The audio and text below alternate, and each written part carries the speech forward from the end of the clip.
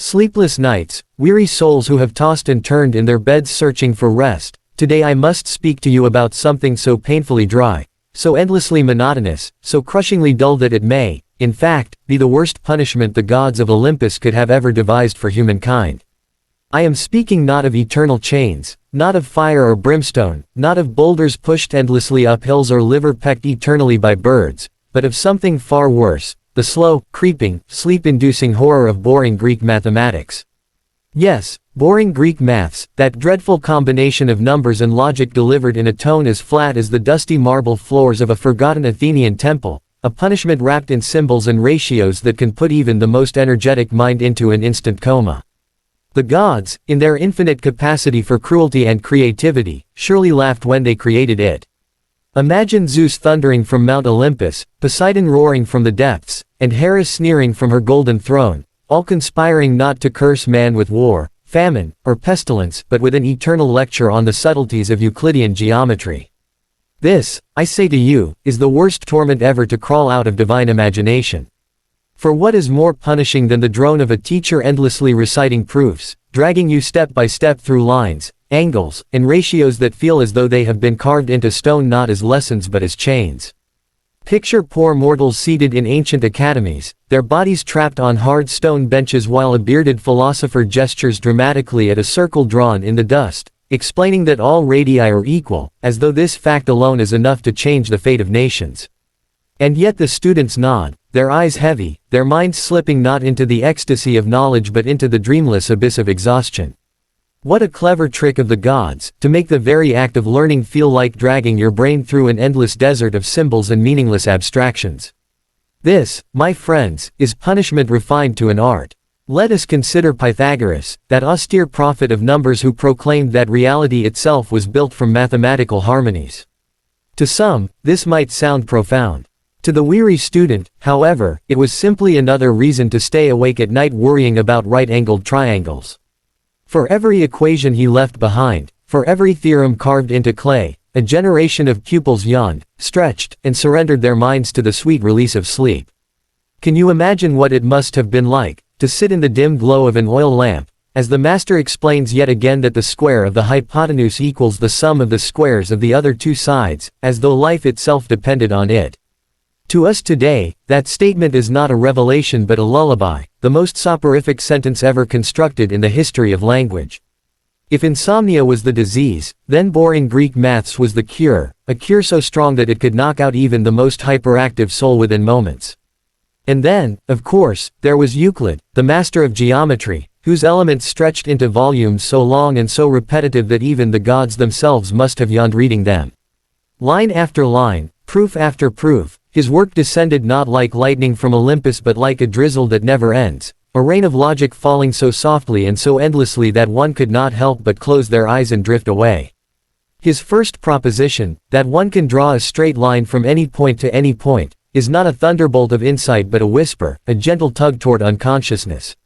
What greater punishment could there be than forcing mortals to copy such statements endlessly on wax tablets, knowing that their very lives were being drained of joy, their very spirits weighed down by the suffocating blanket of monotony?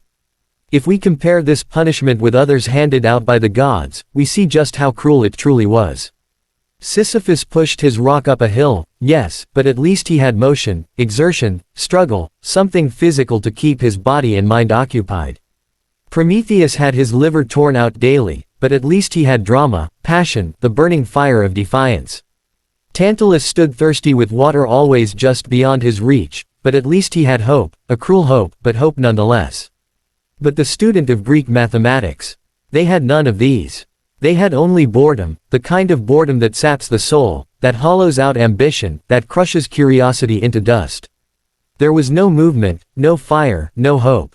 There was only the endless, droning recitation of axioms and theorems, so painfully obvious or so needlessly complex that either way they drowned the spirit. It was a punishment of stillness, of nothingness, of eternal yawning. And in this way, it was worse than all the torments of Tartarus combined. Think of Archimedes, crying out, Eureka! When he discovered principles of buoyancy. A great story, yes, but imagine being the poor student forced to sit through his explanation of why objects float in water.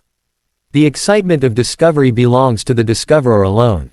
For the listener, it is nothing but an endless sequence of calculations, diagrams, and dull repetitions.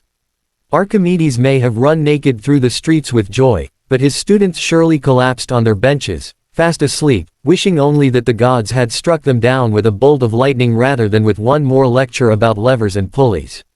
If the gods truly wanted to punish mortals, they could not have chosen a more effective weapon than boring Greek maths. Let us also consider the cultural context. The Greeks, proud of their intellect, worshipped the idea of reason and logic. To them, mathematics was not just a tool but a kind of divine language. And so, they believed they were lifting themselves closer to the gods by studying it. But perhaps the gods, in their mischievousness, had other plans. Perhaps they whispered into the ears of philosophers, urging them to stretch their proofs longer than necessary, to divide the obvious into tedious fragments, to pile abstraction upon abstraction until even the brightest mind begged for mercy. For what greater punishment than to trick humanity into worshipping their own boredom? What greater cruelty than to convince mortals that falling asleep at the blackboard was a sacred act? The gods did not simply torture bodies, they tortured minds, and Greek maths was their sharpest weapon. Even today, centuries later, the punishment continues. Students around the world still open their textbooks and encounter the same Greek symbols, the same axioms, the same theorems. They stare at the strange alphabet of delta, pi, theta, and sigma, feeling their eyelids droop, their breathing slow, their minds slipping into the gray fog of exhaustion. Whole classrooms collapse into synchronized naps at the mere mention of Euclidean space. Teachers, often unaware of their role as agents of divine punishment, drone on about proofs, oblivious to the rows of glassy-eyed victims before them. What other legacy of the ancient world continues to inflict suffering so efficiently across generations? The punishment of boring Greek maths is eternal, as unending as the circles it describes, as infinite as the series it calculates. Truly, it is the worst curse ever given. And here is the great irony. While the gods meant it as punishment, while the philosophers delivered it with solemnity, while students suffered it in silence, boring Greek maths has indeed become one of the most reliable sleep aids ever known. No potion, no lullaby, no herbal tea can compare to the sheer drowsiness induced by a page of geometric proofs. Insomniacs who have tried every method under the sun need only crack open a dusty copy of Euclid's Elements, and within minutes they will be snoring peacefully, safe from the chaos of consciousness. If it were not so painful, it might even be considered a gift. But make no mistake, the gods did not intend it as kindness. They intended it as punishment, and punishment it remains. So when we speak of Greek mythology, when we speak of punishments and curses, let us not be fooled by the dramatic tales of chains and rocks and fiery birds. The true torment, the deepest cruelty, the punishment that still haunts us to this very day, is the dull, gray cloud of boring Greek mathematics. It is not only a punishment but a legacy, a curse passed down from the Olympians through dusty academies, across centuries, into our modern classrooms, where it continues to lull students into despair and sleep. If ever you doubt the malice of the gods, remember the endless drone of geometry, the hopeless fog of algebra, the suffocating weight of proofs, and you will know that the worst punishment was not in Tartarus but in the classroom, not in fire but in boredom, not in chains but in chalk dust.